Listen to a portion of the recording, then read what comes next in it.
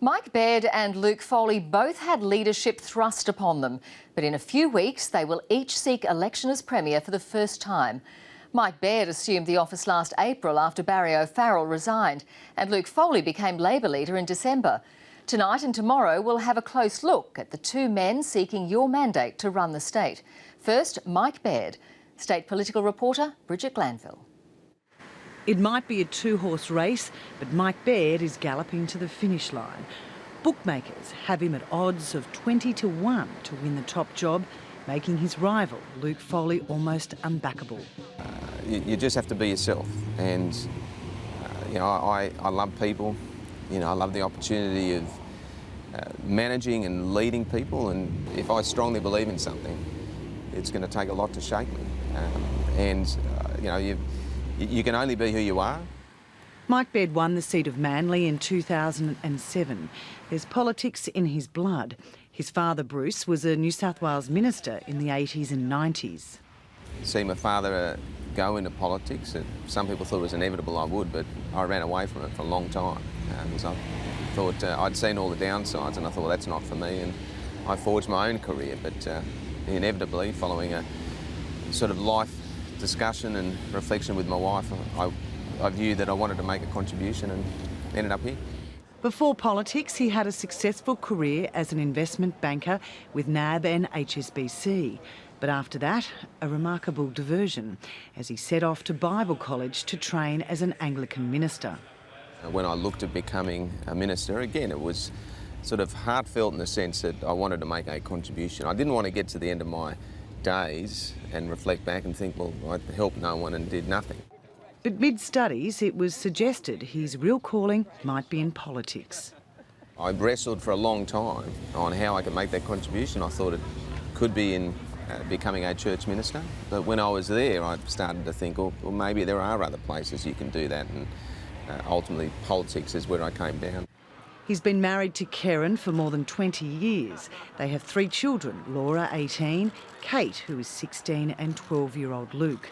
These days, family time is limited. If I'm honest, it's one of the very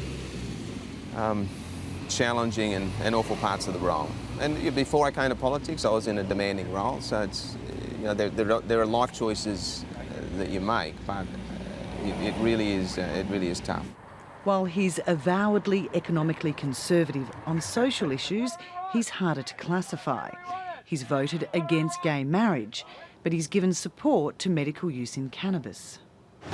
His day begins early to get through Sydney's traffic. Today he's travelling from Manly to Homebush to announce a plan to beat Sydney's gridlock points. To pay for his promises of roads, tunnels and schools, the Premier wants to sell the state's poles and wires, hoping to pocket $20 billion. We deserve the best facilities, the best infrastructure, and I make no excuses for being bold on this. And I generally think the people of New South Wales, they've waited a long time for this moment. Opportunities. He has the next month to convince them that he's right. Bridget Glanville, ABC News. The political countdown is well and truly on now to the election on March the 28th. It'll be the first time that both Mike Baird and Luke Foley will seek election as Premier.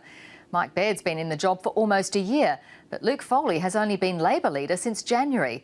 After last night's look at the Premier, tonight we profile Luke Foley. State political reporter Bridget Glanville. With only 2 months in the job, recognition factor means everything. Luke Foley. Hey mate, how are you? But acknowledgements like this are few and far between. At his weekly grocery shop at Flemington Markets, he's still just one of the crowd. I saw in the news your infrastructure plan. Did you? Yeah, a mixed bag, mixed reception. Yeah, the TV's treated it pretty well. The newspapers weren't too keen.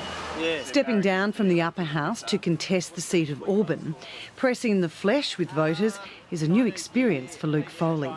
It's a big fight. I'm the underdog, I understand that. But I'll relish the battle of ideas, 2 very different plans for the future of our state. Like his opponent, Luke Foley's day begins before sunrise with a phone hookup and a morning jog. The 44-year-old grew up on Sydney's North Shore with his sister and mother. His father left when he was 8. He was the first in his family to go to university and the first to enter politics. I grew up in the 80s, the Hawke and Keating governments, Neville Wran's government. I guess in my formative years I looked up to them, the reforms they were making. But if this minister wants... After university, Luke Foley worked for the unions, then entered politics. There's been criticism that he's just another product of the Sussex Street machine. Well, I've done a range of things. I worked for the Guide Dogs Association to put myself through university. And then when I was a union rep, I was working with genuinely the lowest paid workers in our society, 80% of them women. Bye, gang. Luke Foley and his wife Adele McKenna have 3 children, Aoife, Niamh and Patrick. I think I'm an ordinary bloke, live in the suburbs, married with 3 young children, trying to juggle a busy job with the demands of a young family. Labor was almost wiped off the political map last election. Corruption scandals and leadership changes have dogged the party for years. Luke Foley says he won't be beholden to the factions. Well, I've been my own person all my life, all of my years in the Labor Party, and, you know, I've stood up against corruption wherever it's occurred. How you going? Luke Foley. Traditionally from the left, but a devout Catholic, he broke ranks when he voted against gay marriage. When he became leader, he changed his mind. My faith is private, but it's not something I hide. It's part of who I am. It explains a little bit about me, but it's certainly not the whole story. These days he's blazoned across billboards on Sydney's motorways. But coverage in his early days as leader centred around his admission he'd twice been caught drink driving. People make mistakes in life and people learn from their mistakes. I've certainly learnt from my mistakes. I'm Luke. How are you? For now, he's on the campaign trail. A new part of the job, but one he'll have to get used to. Bridget Glanville, ABC News.